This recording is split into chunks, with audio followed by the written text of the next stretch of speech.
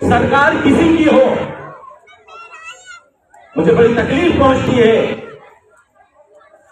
बड़ा एहसास होता है इस बात पर। तो किसी जबान से मुसलमान कहता है अखिलेश की हुकूमत आ जाती तो ऐसा हो जाता, मुसलमान महफूज हो जाते। नाउजुबिल्लाह, रब अखिलेश को समझ लिया और उस रब को भूल गए जो सबकी हिफाजत करने वाला है। समाजवादी की हुकूमत हमारी हिफाजत करती? हरगिज़ भी नहीं। उस पर हमारा यकीन तो है कि वो हमारी हिफाजत कर लेता, मुसलमानों की मदद कर देता। ये यकीन अल्लाह की जात पर हो, अगर हमारे अमाल अच्छे हो जाते, हमारी बुराइयां खत्म हो जाती, तो अल्लाह हमारी मदद फरमाता।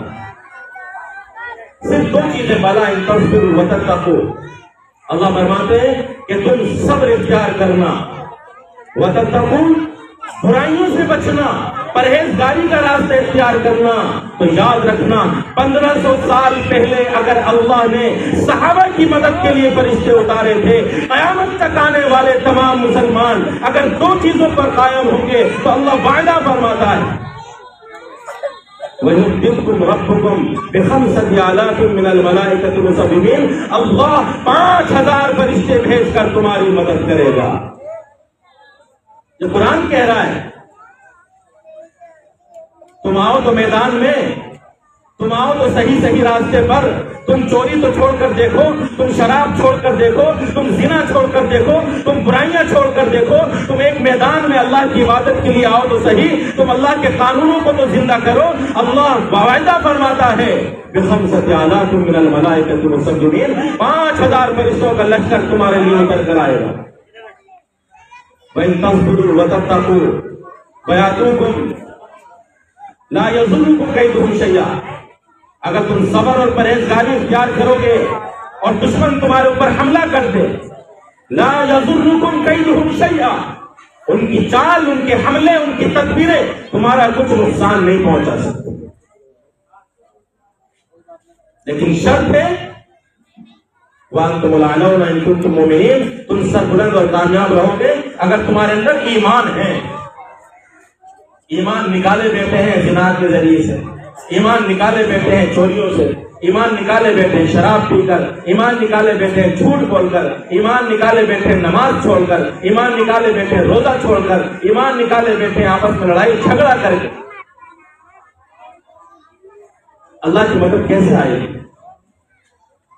चारों तरफ से तबलीगी जमात वाले मेहनत कर रहे हैं, मदरसे वाले मेहनत कर रहे हैं, उलमा बयानात से मेहनत कर रहे हैं, खानकाही लाइन के बुजुर्ग मेहनत कर रहे हैं, हर मसलक वाला अच्छाई की तरफ दावत देने की मेहनत की कोशिश कर रहा है, लेकिन बुराई खत्म होने को तैयार नहीं है। अगर ये बुराई खत्म न हुई तो मैं याद रखना मेरी बात, आज मुल्क के अंदर अमन और अमान है।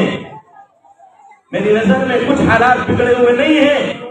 अगर हमारे हालात यही रहे तो हालात तो बाद में देखना क्या हो। हम अगर नहीं सुधरे, एनआरसी आई, नमाज नहीं पढ़ी, मुसलमानों के खिलाफ कानून बनाने की कोशिशें की गई, मस्जिदें नहीं भरी, जो जिस गुनाह के अंदर मुब्तला है वो गुनाह करता जा रहा है। कैसे कैसे कानून पास हुए और हमने अल्लाह से रिश्ता फिर भी नहीं जोड़ा।